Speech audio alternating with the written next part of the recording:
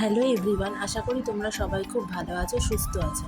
আর আমার নতুন একটি ভিডিওতে তোমাদের অনেক অনেক ওয়েলকাম। আজকে তো বুধবার, জামাই ষষ্ঠীর দিন, আর এই দিনটার অপেক্ষায় কিন্তু আমরা সারা বছর থাকি।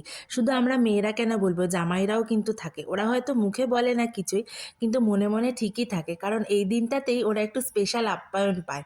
যদিও জামাইদের আপ্যায়ন সবসময় থাকে, কিন্তু তবুও জামাই ষষ্ঠী বলেছে কেন, ওদের আপ্যায়নটা এই দিনটার জন্য একটু বেশিই স্পেশাল হয়। আর এদিকে দেখো, আমিও রেডি হয়ে গেছি, পুরো মানে পুরোই রেডি একদম। আর ওর পাপা ওদিকে রেডি হচ্ছে, আর আমার মাম্মাও এদিকে রেডি টেডি হয়ে গেছে পুরো।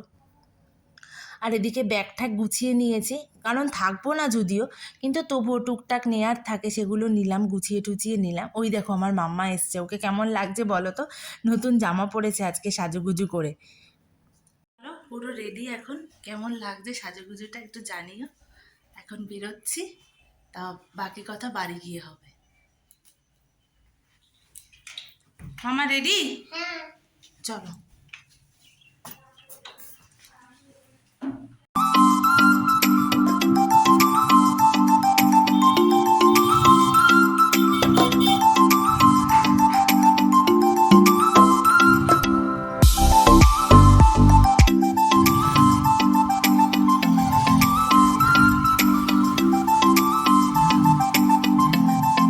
আর এখন দেখো চলেও আসলাম বাড়িতে। আর বাড়িতে তো এসেই দেখছি আমার চোখের সামনে আমার প্রিয় জিনিস, মানে লুচি। আমার মা ভাজছে গরম গরম ফুলকো ফুলকো লুচি।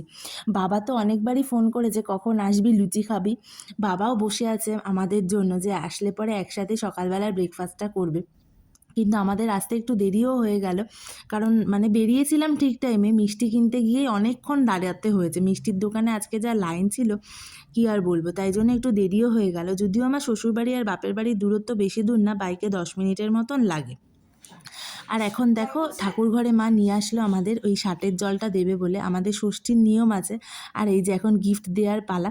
আমি না এবার কিছুই দিইনি, শুধু নিয়ে এসেছিলাম ফল আর মিষ্টি। আসল কথা, মাকে নিয়ে যাবো এবার মায়ের শাড়ি কিনতে।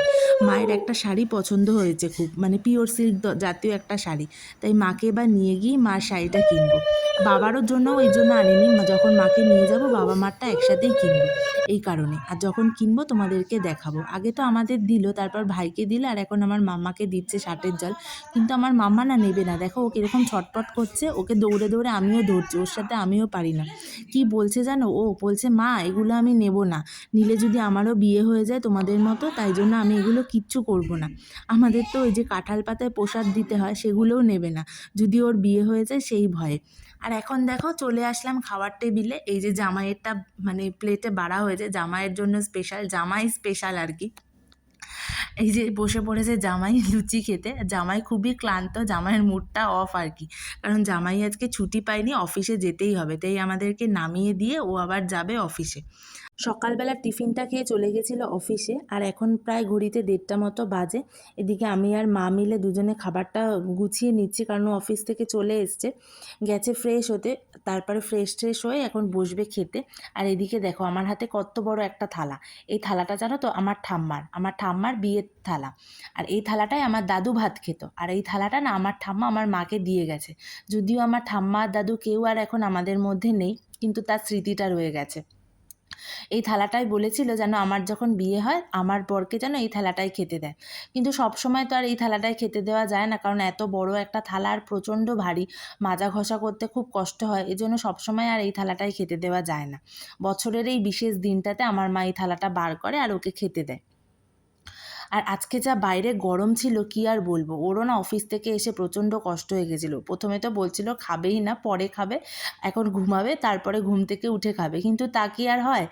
আমরাও তো সবাই বসে আছি খাওয়ার জন্য, বাবাও বসে আছে ওর জন্য, মানে ও কখন আসবে তারপর খাবে একসাথে। তাই জন্য ওকে জোর করে মানে বসানো হবে আর কি খাওয়ানোর জন্য। বুঝতেই পারছি আজকে খুব গরম, কষ্ট হয়ে গেছে, কারণ ওই লুচি টুচি খেয়ে গেছে, তারপরে এসে আবার খাওয়া দাওয়া কষ্টই হয়ে যায়।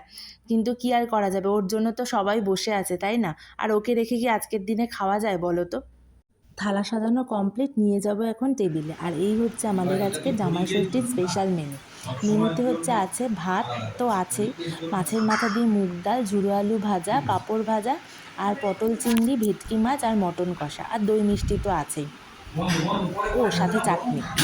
আসলে আজকে না আমাদের খাবারের মেনুগুলো হোম ডেলিভারি করে আনা। প্রচণ্ড গরমের জন্য আমার বাবা এবার খাবারগুলো সব অর্ডার করে দিয়েছে। প্রথমে তো বাবা বলছিল হোটেলে যাওয়ার কথা, মানে কোনো রেস্টুরেন্টে গিয়ে দুপুরের লাঞ্চটা আজকে করার কথা, কিন্তু আমার মা রাজি হয়নি। বলছে যে না, মানে বাইরে হোটেলে গিয়ে রেস্টুরেন্টে গিয়ে আর কি ওই সমস্ত জামাই ষষ্ঠী হয় না, তার চেয়ে বাড়িতেই আর কি খাবার অর্ডার করে নিয়ে আসো। তাই জন্য আজকে একটা ভালো ইয়ে থেকে আর কি হোম ডেলিভারি করেছে। শুধু মা মটনটা ঘরে করেছে। প্রচণ্ড আজকে গরম ছিল, মায়েরও কষ্ট হতো রান্না করতে, এই জন্যে আমরাই ঠিক করেছিলাম যে আজকে খাবারগুলো বাইরে থেকেই নিয়ে আসা হোক। তাই হয়েছে। আর এদিকে আমার বরকে দেখো কী দিয়ে খাবে কী খাবে বুঝে উঠতে পারছে না। আসলে এত গরম তো, তার মধ্যে বাইরে থেকে আসলো, ওর খুবই কষ্ট হয়ে যাচ্ছিল। যদিও মাছ টাছগুলো কিছুই খায়নি, শুধু মটনটা দিয়েই ভাত খেয়েছে। মাছ টাছগুলো আবার রাত্রিবেলায় খেয়েছে, কারণ এত কিছু যদি একবারে খায় শরীর খারাপ হয়ে যাবে। তাই জন্য ও বলল যে মটনটা দিয়েই খাই, মানে ভালো করে তৃপ্তি করে খেতে পারবো। মাছ মাংস দুটো খেতে গেলে কোনোটাই তারপর ঠিকঠাক মতো খাওয়া হবে না, তার থেকে মটনটাই খাই, ওটাই মানে ভালো হবে আর কি। আর এদিকে দেখো সন্ধ্যার পরে এখন একটুখানি বৃষ্টি দেখছি আমাদের এখানে। আর আমাদের সামনের বাড়ির গাছের আমগুলো দেখো, দেখে কি লোভ লাগছে না আমগুলো, মনে হয় কি যেন পেরে নিয়ে আসি, কিন্তু না থাক, এখন আর এই সমস্ত করা একদমই ঠিক হবে না। আর এদিকে আমার মাম্মা দেখো গান শুরু করে দিয়েছে বৃষ্টির জন্য, ও যে বৃষ্টি দেখে খুব আনন্দ পেয়েছে।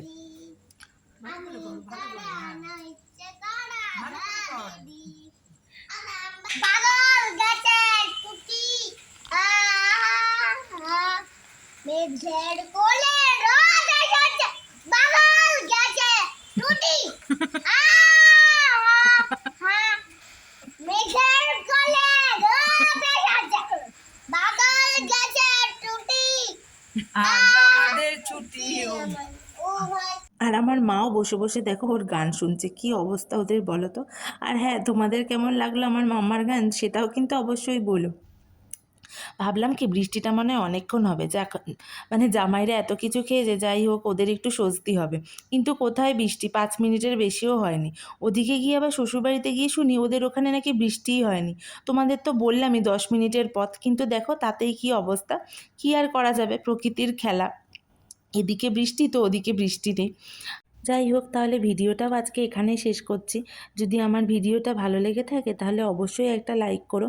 আর হ্যাঁ, সাবস্ক্রাইব করতে কিন্তু একদম ভুলো না, কারণ তোমাদের সাপোর্ট আমারও ভীষণভাবে প্রয়োজন। আর তোমরাও ভালো থেকো, সুস্থ থেকো, দেখা হবে নতুন একটি ভিডিওতে।